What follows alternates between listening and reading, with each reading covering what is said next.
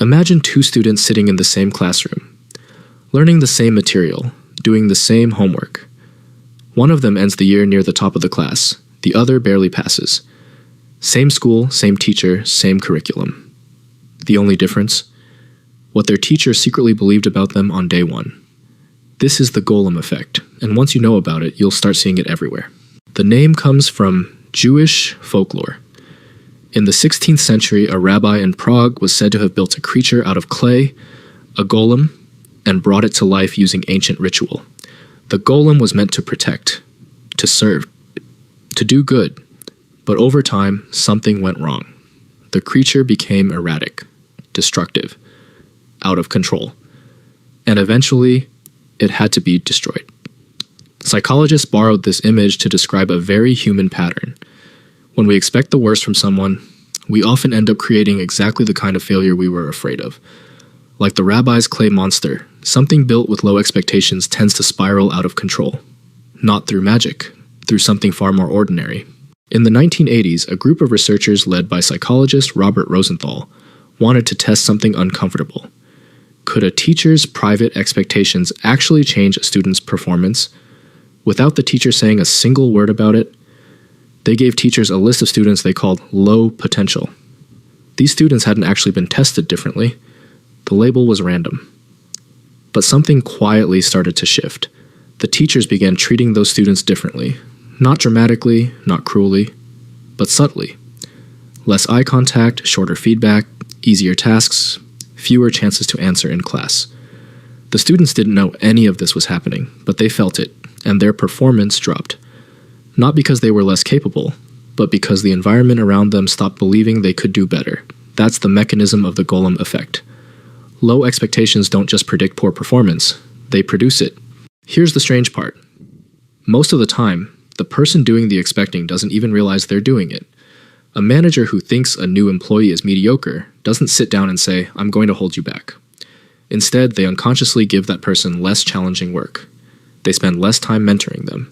When the employee makes a mistake, they sigh and say, privately, "I knew it." The employee picks up on all of this. Humans are extraordinarily sensitive to how we're being perceived. We read microexpressions, tone of voice, the length of someone's response to our ideas. We don't need to be told, "I don't think you're capable." We feel it anyway. And then, and this is the key part, we start to believe it ourselves. Self-doubt creeps in. We stop volunteering, stop taking risks, stop pushing. And slowly, the very failure the other person expected begins to materialize. The belief becomes the reality. The prophecy fulfills itself.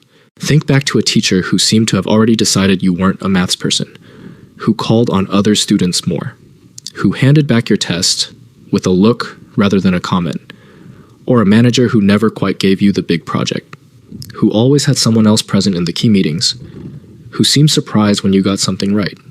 Or even, and this one is harder to hear, a parent who reacted to your interests with a quiet kind of doubt, who never said you couldn't, but whose face said something different.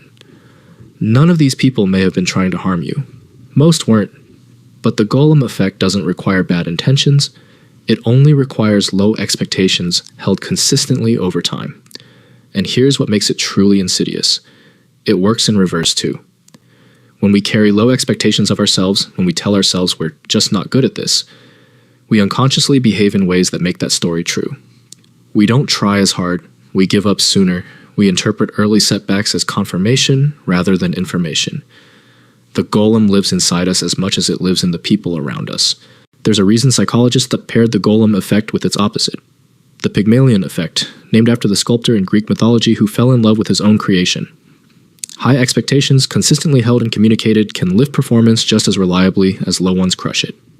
So what do you actually do with this? If you're in a position of authority, as a teacher, manager, parent, coach, the most important thing you can do is audit your own assumptions. Which people have you quietly written off?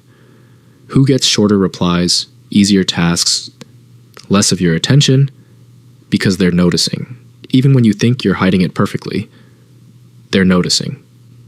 And if you're on the receiving end, if you recognize the Golem Effect in your own story, knowing its name is genuinely useful, because it means the ceiling you've been bumping against might not be yours. It might be someone else's belief that you accidentally started carrying. The golem in the old legend was made of clay, inert until someone else gave it a shape. You're not made of clay.